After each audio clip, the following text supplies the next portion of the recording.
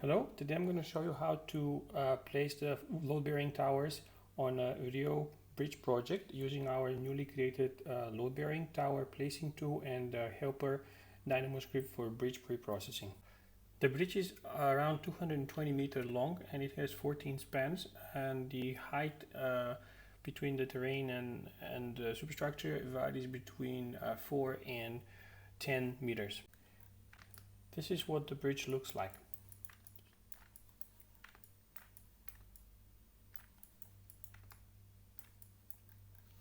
This is our typical solution in AutoCAD, and in order to create it in Revit we need two things. We need the center line of the bridge around which we're going to align our helper families, which will be later converted to 3D towers. And the second thing is we need a surface from which we can obtain the coordinates for the towers. The script can automatically take coordinates from the surface above them, but the problem is in these areas where the bridge goes up and the tower needs to finish here instead of here. So that's why we need to create something temporary up to this level where the towers would end.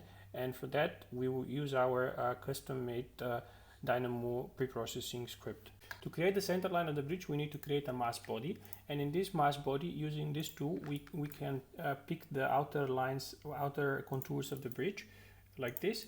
And once we do that, we can go outside of the mass body, hide the superstructure of the bridge, then go inside back into the mass body, and we need to offset with half of the width of the bridge, which is 4.4 meters. So we click on this and offset inwards 4,400 millimeters, and then we can delete the outer line, and that's it. This is the center line of the bridge. And the next step is to split the center line between the piers, and we can do this with the same tool. We just click on the surface of the pier on either side, and this is going to create a perpendicular lines on either side of the piers. Once we finish with that, we have to split the lines to be separate for each span, the center lines, and we can do this with this split tool.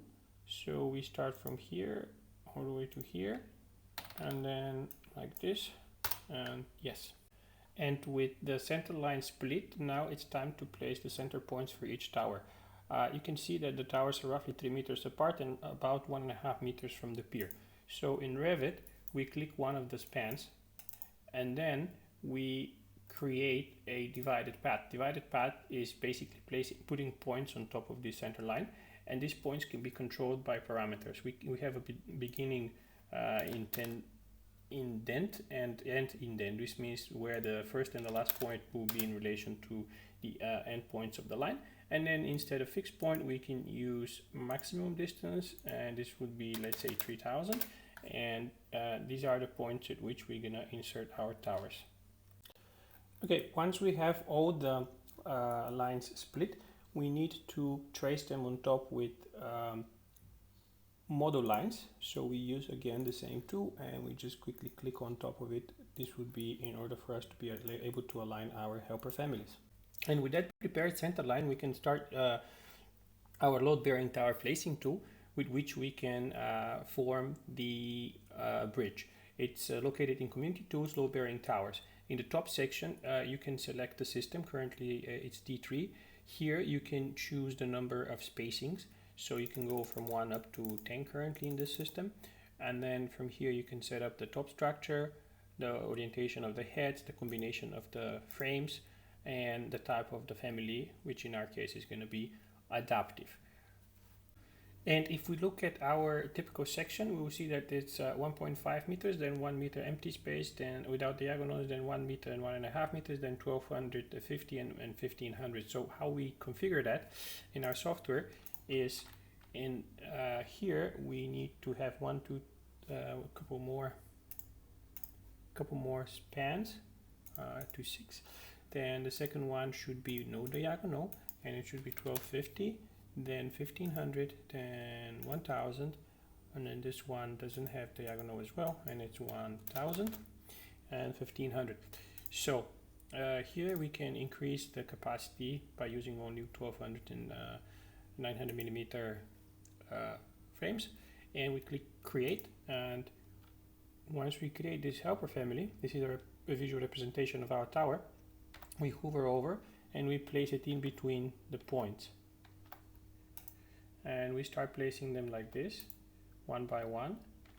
And once we place them everywhere, we can align them with the simple align tool from Revit by showing the point, and then this one, and then this point, and so on until we have the entire layout. Once we align all the helper families throughout the entire length of the bridge, we can go to the next phase, which is naming them. Each tower has by default a name of T0. So renaming 100 plus towers would be quite a tedious job. So that's why in our tool we have on the second tab a tower naming section where we can choose the prefix and the starting number of the naming.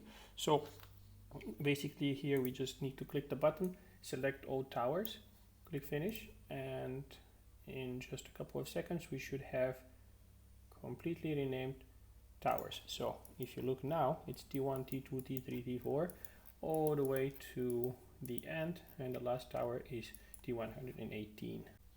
And now the next step is to add the temporary surfaces underneath the soffit of the bridge, which our other script will use for getting the top coordinates for the heads of the towers.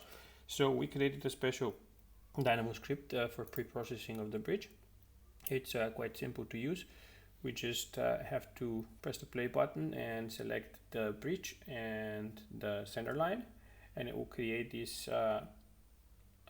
small rectangular surfaces underneath the soffit, which can be used afterwards for getting the coordinates for the towers. So the process is simple. We just select the number of towers, in our case 9, press play, and we wait to have another set of temporary surfaces underneath like this.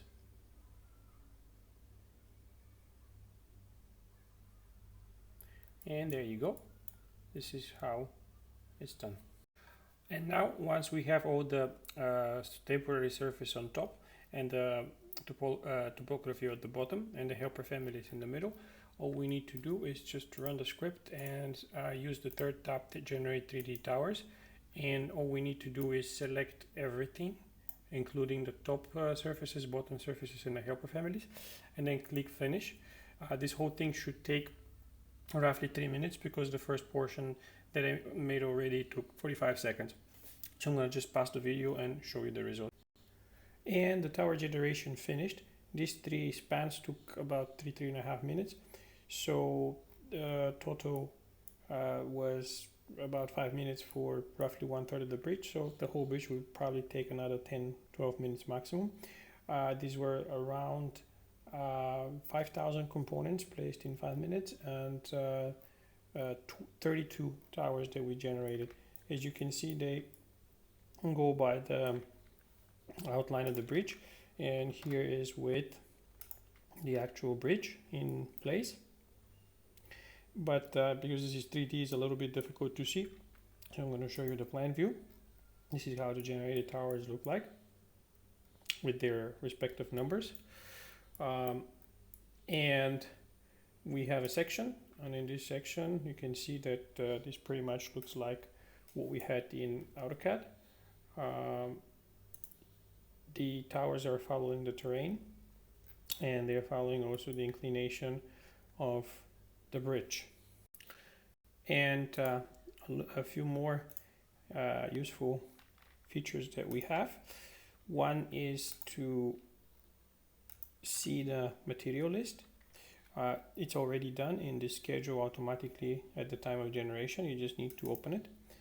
This is ready to go material list for the entire bridge, split by tower numbers, so you can see T1, T2 all the way to the one that we generated, which is T32. If we did the whole bridge, it will be all the way until T118. And the last thing is the fourth tab, which is export. You just click export, select all the towers that they were generated, and click finish. and this will automatically start Excel and starts building a Excel spreadsheet in which broken down by towers. We have the leg number, we have the base or the foot XYZ coordinates, the head XYZ coordinates, the extension of the base or the foot, extension of the head, and the leg, the length of each and every leg. This is again broken down by towers, and you can see that the tower is generated in real time a little bit slower. So I suppose it's going to take another 30 seconds or so. So we're not going to wait for it. But in any case, that's pretty much a summary of making bridges with our load bearing tower placing tool and pre-processing DynamoScript. Thank you.